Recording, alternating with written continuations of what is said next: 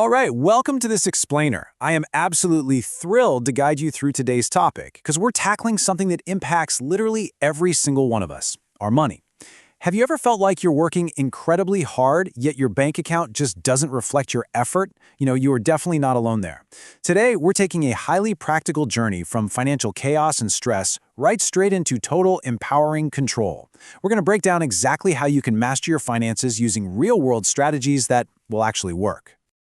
Okay, let's dive into this. You know that feeling, right? It's the universal question echoed in homes everywhere about, 10 days after payday? Where did the salary go? It feels like the money just completely evaporates. You check your balance and you're just shocked. But let's be real, the money didn't just vanish into thin air, and it wasn't stolen. It went somewhere. The real mystery is exactly where. To solve that mystery, here's our roadmap for today. Step 1 is the salary leak. Step 2 will build the budget blueprint. Step 3 tackles the debt trap. And finally, Step 4 is smart investing. All right, let's kick things off with Step 1, the salary leak. So, when we find ourselves totally broke at the end of the month, we kind of tend to blame massive one-time emergencies. But honestly, most of the time, those big expenses aren't the real reason our salaries vanish. The true enemies of your bank account are these silent budget killers. It's the incredibly easy, totally frictionless online shopping where you can drop massive amounts of cash without ever leaving your couch. It's the impulse buys, seeing a limited edition item or some fake discount and buying it just in case. And most dangerously, it's the random, small, unrecorded purchases. A coffee here, a quick supermarket treat there. Because these purchases are so small, they just don't trigger any financial alarm bells in our brains. But mathematically, they add up exponentially by the end of the month. It's literally like a leaky faucet draining a massive tank. So how do we actually fix this? Well, you have to track your spending. Now, you don't have to do this forever, but you absolutely must do it strictly for 1 to 2 months. Whether you use a fancy modern expense tracking app or just carry an old-school notebook in your pocket to write down every single purchase, just do it. This 30 to 60-day exercise is going to act like a massive spotlight. It'll immediately illuminate exactly where your hidden leaks are, giving you the awareness you need to finally stop the financial bleeding. Moving right along to Step 2, the budget blueprint. And this brilliantly illustrates the famous 50-30-20 rule. Once we've stopped the leaks, we really need a practical framework to organize our income. And this shows exactly how a healthy income should be divided to maintain balance. Basically, 50% of your income goes straight to your absolute needs: rent, food, basic utilities. Then 30% is allocated to your lifestyle. This is your dining out, vacations, the fun stuff that makes life enjoyable today. And crucially, that remaining 20% is strictly reserved for your future. That means savings and investments to ensure you're totally secure when you eventually stop working. Now, if you're sitting there thinking you might struggle to stick to those exact percentages, let me introduce you to the envelope system. It's an incredibly effective trick our grandparents used. Immediately after payday, you take your money and physically, or digitally if you're using different bank accounts, divide it into designated envelopes. One for rent, one for groceries, one for lifestyle. The absolute magic here is that once the lifestyle envelope is empty, it is empty. You cannot borrow from the rent envelope to go out to a restaurant. It forces discipline and ensures you never accidentally overspend in those non-essential categories.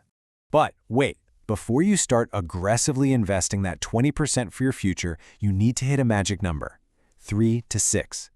This represents the number of months of basic, essential living expenses you absolutely must save to create a secure emergency fund. To put that into perspective, this isn't money for a weekend getaway. It's the psychological safety net that ensures if you lose your job tomorrow or face a sudden medical emergency, you won't be out on the street. You've got to fill this fund first. All right, let's look at Step 3, the debt trap. Now, what if you can't even think about saving because you're basically drowning in debt? We really have to address the foundational cracks in our finances. And that starts with minimum payments. Look, banks are not charities, right? They are highly profitable businesses. When you get a credit card bill that says your balance is $10,000, but your quote-unquote minimum payment is only $500, well, that is a trap. The minimum payment only saves you from a late fee. It does not stop the bank from charging you massive compounding interest on that remaining $9,500. Paying only the minimum is literally a guaranteed mathematical way to stay trapped in a cycle of debt forever. And honestly, if you take away absolutely nothing else today, memorize this. Never, ever withdraw cash from a credit card at an ATM. Look, Unlike buying a TV where you might get a little grace period to pay it off, the exact second you withdraw cash from a credit card, you are hit with some of the highest daily compounding interest rates in the entire world. We're talking rates second only to student loans and perhaps a loan from the mob. It is a catastrophic financial mistake. Just don't do it.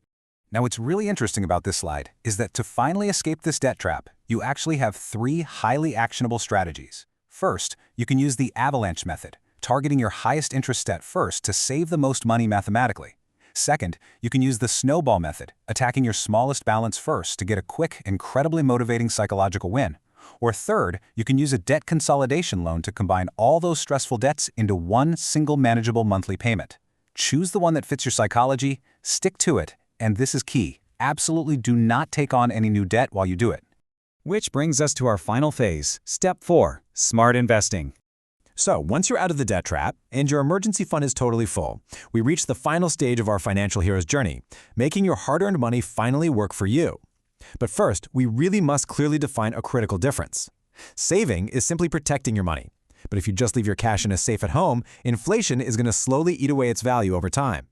Investing, on the other hand, is actively putting your money into a vehicle that generates passive income. Saving relies entirely on your physical effort. Investing relies on the market working for you while you sleep. Pretty huge game changer, right? Let's rapidly fire off the realities of 3 popular investment vehicles. In the stock market, the smartest approach isn't daily gambling. It's buying diverse ETFs, that's exchange-traded funds, and holding them long-term. What about gold?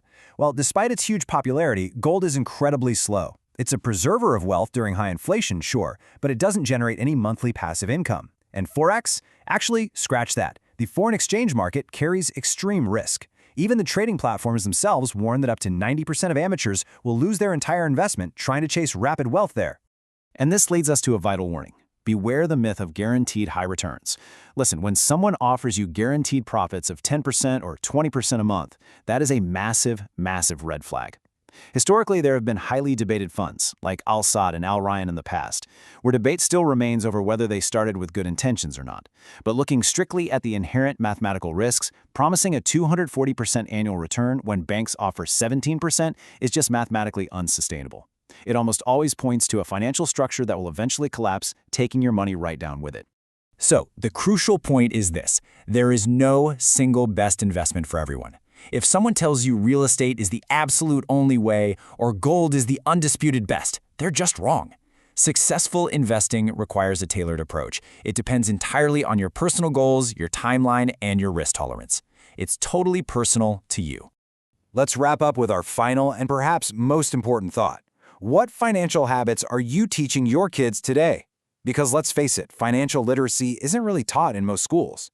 If you don't teach them the absolute value of a budget, how to avoid debt, and exactly how to save, they're going to enter the world as highly vulnerable consumers. You have the power to change your own financial trajectory starting right now, today. And honestly, more importantly, you have the power to pass that crucial knowledge on to the next generation. Thank you so much for joining me in this explainer. Go start tracking those expenses, build that blueprint, and take complete control of your financial future today.